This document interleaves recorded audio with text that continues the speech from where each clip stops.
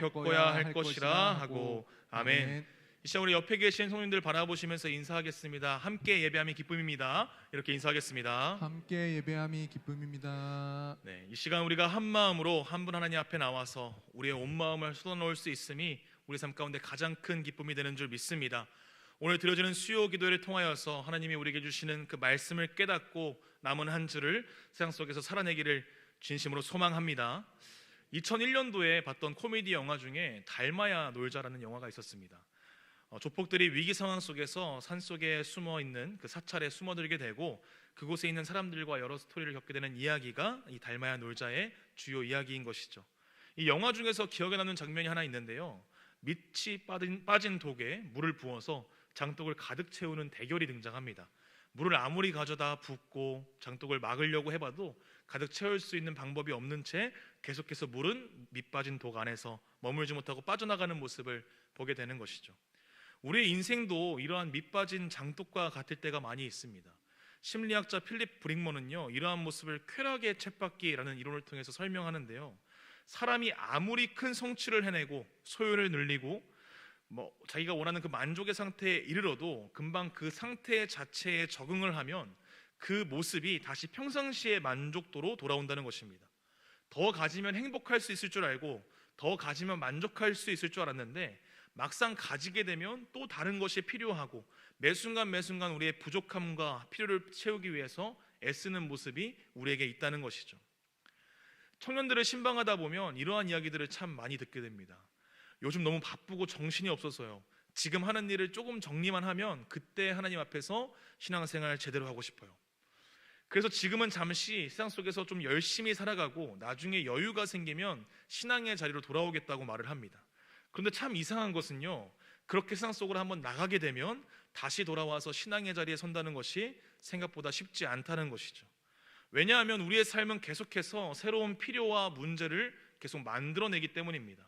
지금 일이 정리가 되면 또 다른 일이 생길 것이고 지금 고민이 끝나게 되면 또 다른 고민이 찾아올 것이기 때문이죠. 그래서 사람들이 조금만 더 지나면, 이 일만 끝나면, 이 문제만 해결되면 그때 하나님을 제대로 섬기겠다 말하지만 그때는 좀처럼 오지 않습니다. 왜냐하면 밑빠진 독과 같은 그 인생 속에서 우리는 계속해서 무언가 채워 넣어야 할 것을 찾아 나서기 때문인 것이죠. 그러나 오늘 우리가 읽은 이 본문의 바울은요, 세상 한가운데에서 하나님으로 살아가기를 결단합니다. 계속해서 채워 넣어야 하는 어떤 것들을 붙잡고 살아가는 인생이 아니라 세상 속에서 유일한 우리의 충분함이 되시는 그 하나님을 마음속에 품고 살아가기를 결단하는 것이죠. 그런데 바울이 이러한 결단을 하게 된 그 자리가 결코 편한 자리가 아니었음을 오늘 본문의 말씀을 통해서 보게 됩니다. 바울은 다시 일어나 복음을 전하는 삶을 살며 나아갑니다. 그러나 그 삶 가운데에는 여전히 고통과 환난과 어려움들이 있는 것이죠. 오늘 말씀을 통해서 세상 속에 살아가는 우리의 인생이 무엇으로 채워져야 하는지, 그리고 환난 속에서도 우리의 삶을 충분하게 하시는 그 하나님이 어떠한 분이신지를 함께 살펴보길 원합니다. 오늘 본문의 말씀은요, 바울이 1차 전도 여행을 거의 마치는 그 막바지 단계에 이른 모습을 보게 됩니다. 안디옥에서 파송을 받아서 구브로 섬을 지나가던 시기는 사실 바울 그 스스로도 놀라움과 기쁨이 공존했을 시기였습니다. 거짓 선지자를 무너뜨리고 구브로 섬의 총독이 예수님을 믿게 됩니다. 여기까지의 여정은요, 복음을 향해 나아갈 때 하나님의 큰 은혜를 누릴 수 있는 순간들이었죠. 그러나 그 아름다웠던 선교의 여정들 속에서 점차 먹구름이 피어오르기 시작합니다. 이 비시디아 안디옥에서 복음을 전할 때 지역에 있던 유대인들이 경건한 귀부인과 신의 유력자들을 선동하여서 바울과 바나바를 쫓아내죠. 그 이후에 이고니온에 도착해서 말씀을 전하지만 동일한 상황이 펼쳐집니다. 수많은 사람들이 믿고 회심하지만 순종하지 않는 유대인들이 등장해서 그들의 마음을 선동하고 바울 일행을 향한 악감을 품게 하는 것이죠. 급기야 그들을 향해 돌을 들고 치려고 달려들자 바울이 루스드라로 피신하게 됩니다. 이 루스드라에서도 나면서부터 걷지 못하게 된 사람을 고치는 놀라운 기적이 일어납니다. 사람들은 바울과 바나바를 신이라고 부르면서 제사를 드리려고 하는 모습까지 등장하는 것이죠. 하지만 이 본문, 우리가 읽은 오늘 본문의 19절 말씀을 보면 그 모든 분위기가 순식간에 반전되는 장면이 있음을 보여줍니다. 우리 사도행전 14장 19절의 말씀 함께 읽어보도록 하겠습니다. 시작. 유대인들이 안디옥과 이고니온에서 와서 무리를 충동하니 그들이 돌로 바울을 쳐서 죽은 줄로 알고 시외로 끌어내치니라. 아멘.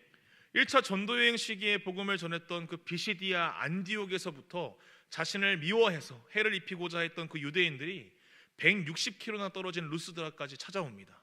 그리고 루스드라 사람들을 선동하여서 이전과는 다른 끔찍한 결과를 마주하게 되는 것이죠. 여기서 등장하는 이 돌을 던지는 형벌 집행은요, 투석형이라고 하는데요, 이 유대인들에게는 이 형벌은 단순히 고통만 주는 벌이 아니었습니다. 공동체에서 완전히 제거돼야 할 저주받은 죄인들에게 행하는 가장 잔인한 처사가 이 투석형이었던 것이죠. 이 투석형은 돌에 맞아 죽음에 이르기까지 계속되었고, 그러기에 바울에게 내려진 것은 실질적으로 사형이었던 것입니다. 그러기에 지금 오늘 본문의 말씀을 통해서 바라보게 되는 이 바울의 모습은요, 단순히 그랬다, 어떤 비유적인 표현으로 바울의 상태를 표현하는 것이 아니라 정말로 죽음 직전에 이른 모습으로, 시외에 버려진 모습으로 오늘 본문에 등장하는 것이죠. 제1차 전도여행의 모습을 보면요, 복음을 위한 여정이 바울에게 점차 위협으로 다가옵니다. 그리고 그 위협이 실제가 되어서 바울을 큰 위기 앞에 던져놓게 되는 것이죠. 고린도후서 11장에 기록된 바울의 고초와 고난과 그 실제적인 위협들이 정말로 죽음의 위기 앞에 선 순간들이었음을 오늘 본문의 말씀을 통해서 바라볼 수 있게 되는 것이죠.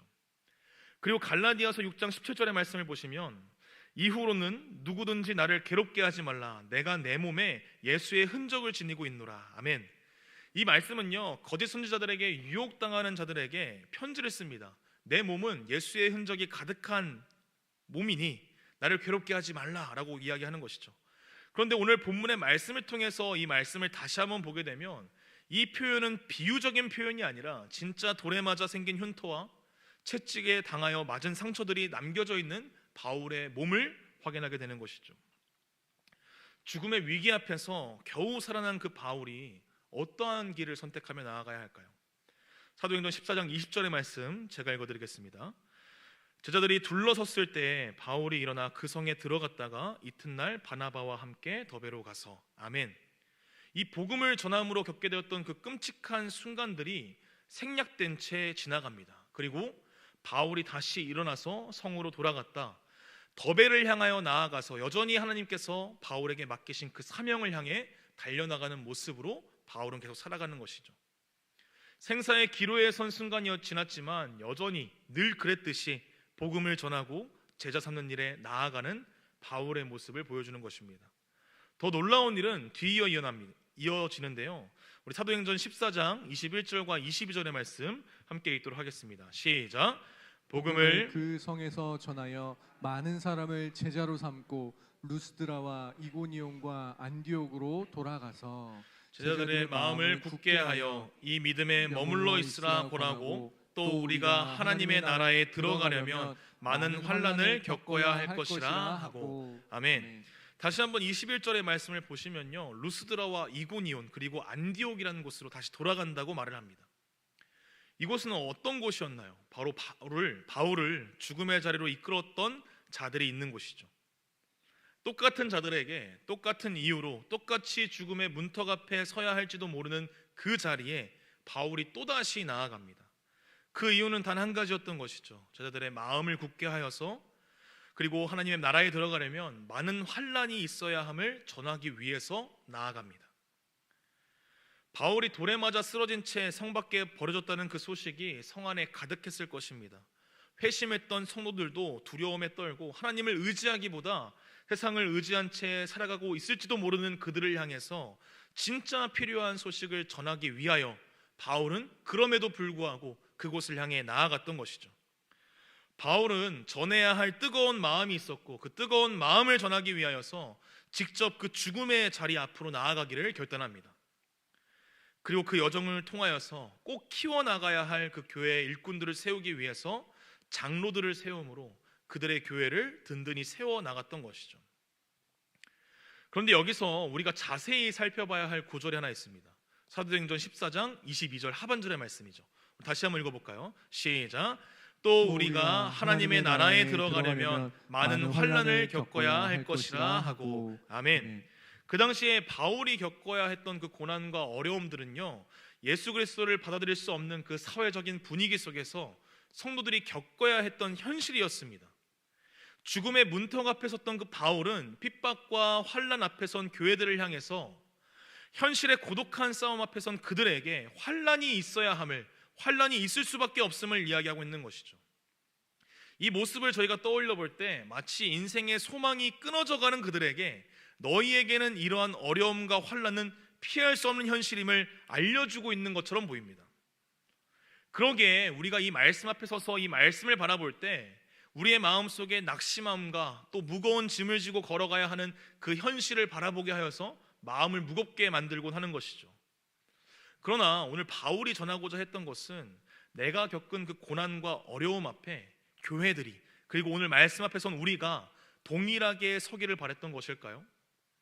바울이 말하는 그 환난은 무슨 의미이며 바울은 도대체 무엇을 가르치고자 했던 것일까요?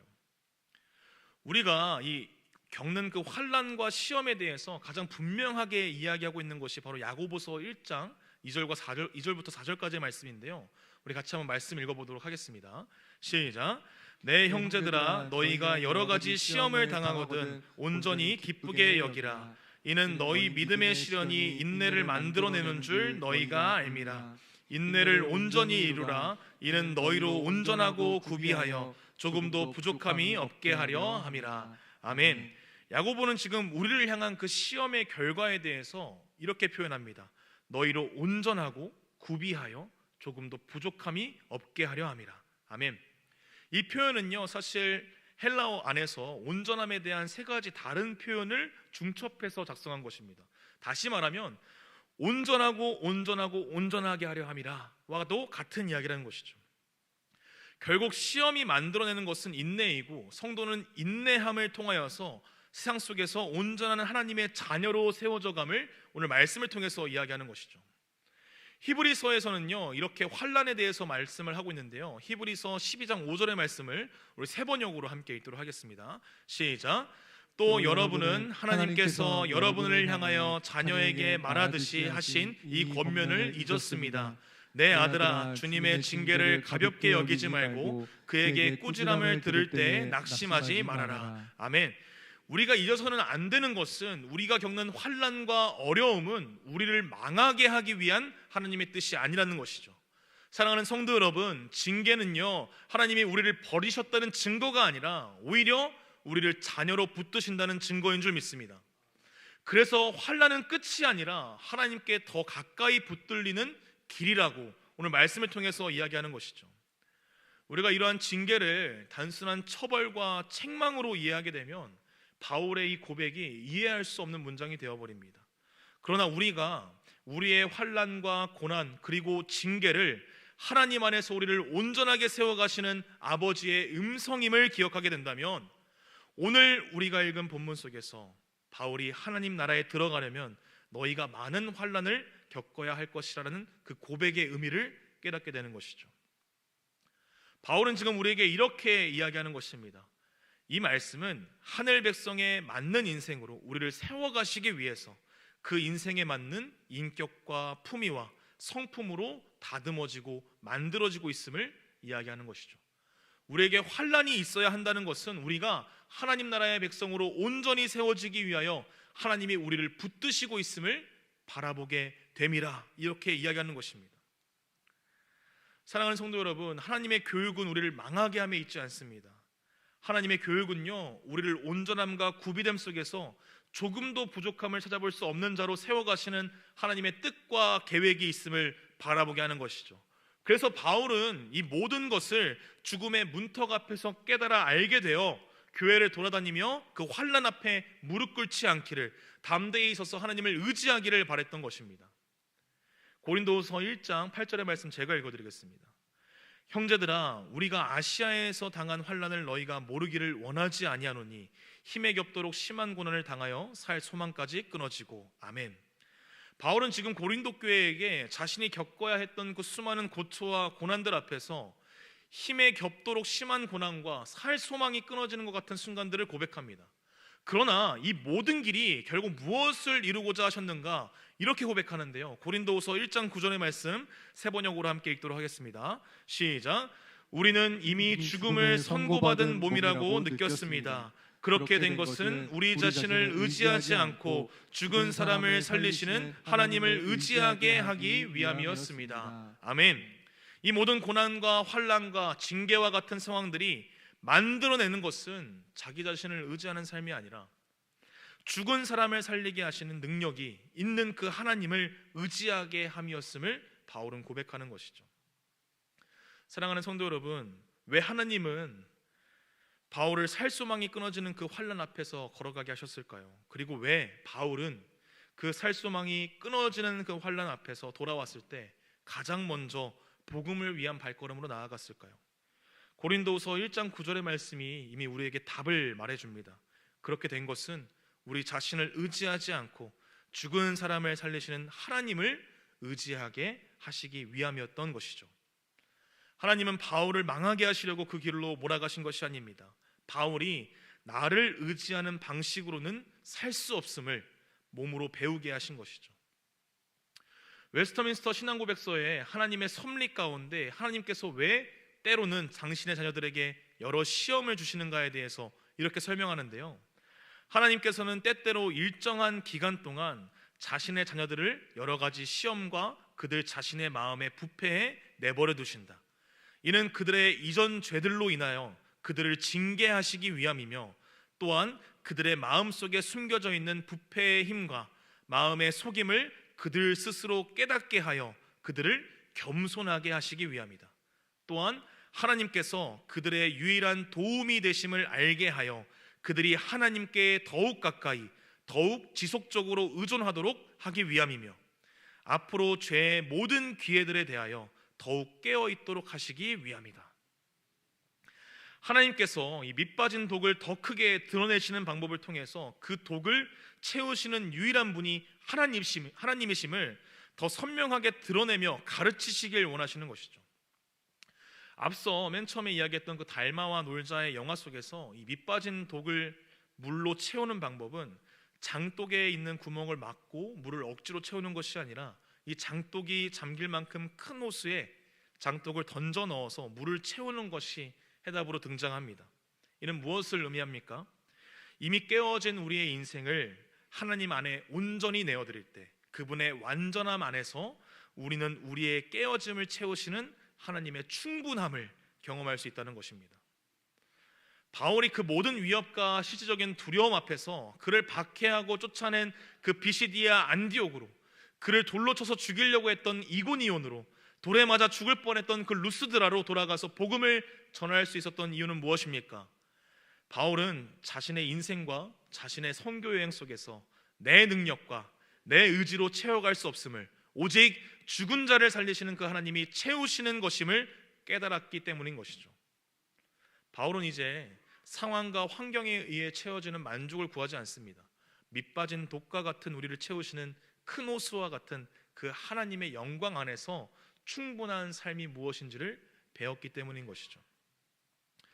제럴드 엘 시처가 쓴 회복력이 있는 신앙에는요, 즉흥 연주자와 배우, 운동선수에 대한 글이 담겨져 있는데요, 이 즉흥적으로 멜로디를 던지면 그 멜로디를 가지고 음악을 만들어내는 연주자와 또 즉흥적인 상황 속에서 즉석으로 대본을 써서 진짜 연극처럼 만들 수 있는 배우, 그리고 눈앞에서 예상치 못한 상황들 속에서도 자신의 기량을 펼치며 유연하게 대처하는 그 운동선수들이 그와 같은 경지에 이르기 위해서는 자유를 포기한다고 말합니다. 자신의 자유를 포기하고 연습을 하고 자신을 통제하는 삶 속에 들어가는 것이죠. 그러나 이 포기하는 것은 역설적이게도 다른 종류의 자유, 곧 즉흥 행위에 탁월해지는 자유를 준다고 이야기하는 것이죠. 이들이 훈련을 통해서 진정한 자유를 얻게 되고 그와 반대로 자유로운 삶을 살아간다면 오히려 그 안에서 반대의 결과를 낳는다는 것을 배운다고 이야기하는 것입니다. 그리고 이어지는 구절에 이렇게 이야기하는데요, 같이 한번 보시겠습니다. 사회에서 외부인들로 살았던 초기 그리스도인들은 기독교라는 새로운 종교를 이해하지도 환영하지도 않는 그리스 로마 사람들 사이에서 즉흥적 제자가 되는 법을 익혔다.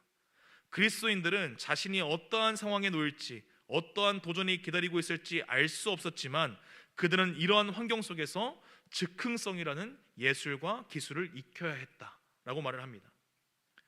사랑하는 성도 여러분, 이 이야기는 지금을 살아가는 우리에게도 동일하게 적용되는 줄 믿습니다. 우리의 현실 또한 바울이 맞이해야 했던 그 돌멩이와 같이 우리를 향해 날아오는 수많은 인생의 돌멩이들을 마주하게 되는 것이죠. 그리고 우리는 매 순간마다 그 앞에서 하나님의 성도로 살아가는 삶과 현실을 이겨낼 수 있는 그 현실적인 방법들 사이에서 고민하게 됩니다. 그래서 우리는 때로는 그 앞에서 세상과 타협하고 사람과 타협하며 우리의 깨어진 독을 막고 물을 채울 수 있는 방법을 찾아 나서는 것이죠. 그러나 오늘 말씀을 통해서 결단하며 나아갈 수 있길 소망합니다. 우리의 삶 속에서 바라봐야 하는 것은요, 삶 속에 찾아오는 그 수많은 고통과 고난, 그 환난의 시간들 속에서 우리는 즉흥적인 제자가 되어 세상 가운데 하나님의 자녀로, 제자로 살아가야 한다는 사실이죠. 이 모든 환난은 하나님께서 하나님의 자녀를 세워가시는 과정이며 그 과정을 통하여서 우리를 하나님의 완전하심 속에 거하게 하여서 세상 속에서 하나님으로 충분한 삶을 살아가게 하시기 때문인 줄 믿으시기 바랍니다. 이제 말씀을 정리하고자 합니다. 우리는 오늘 우리의 쾌락에 쳇받기 위해서 숨가쁘게 달려왔던 우리의 두 다리를 멈춰 세워야 합니다. 그리고 우리를 찾아오는 그 고난과 환난의 순간들 속에서 우리를 하나님의 자녀로 온전히 세우시기 위하여 우리를 붙드시고 이기게 하시는 그 하나님을 바라봐야 하는 것이죠. 바울이 오늘 교회를 향해서 선포했던 그 말씀, 하나님 나라에 들어가려면 많은 환난을 겪어야 할 것이라는 그 말씀이 우리의 인생 속에서 고통과 고난만 가득할 것이라는 자조 섞인 한탄이 아니라 하나님이 완전하시며 하나님이 이루게 하시기에 우리의 삶의 환난 속에서 우리를 붙드시는 그 하나님 안에 거하며 우리가 충분히 넉넉히 이겨낼 수 있음을 고백할 수 있는 우리 모두가 되길 진심으로 소망합니다. 사랑하는 수원북부교회 성도 여러분, 우리를 온전하시게 하시기에 충분하신 그 하나님을 의지함으로 이 세상을 살아내기를 진심으로 소망합니다. 현실의 무거운 짐을 지고 계신다면, 사방으로 우겨쌈을 당하고 계시다면 바울의 삶을 통해서 고백하는 이 말씀 앞에서 하나님이 충분하시며 그분으로 온전합니다. 그래서 내가 사망의 음침한 골짜기와도 같은 곳에서 해를 두려워하지 않고 주님 앞에 나아가겠습니다 고백할 수 있는 이 밤 되기를 진심으로 소망합니다. 그리하여서 우리의 입술에 조금만 더 지나면, 이 일만 끝나면이 아닌 오늘 이 순간 이 자리에서 하나님의 믿음 위에 머물며 하나님을 바라봄으로 나아가기를 결단할 수 있는 기도의 시간 되기를 진심으로 바라고 나아갑니다. 주님, 오늘 내게 충분함이 되어 주시옵소서.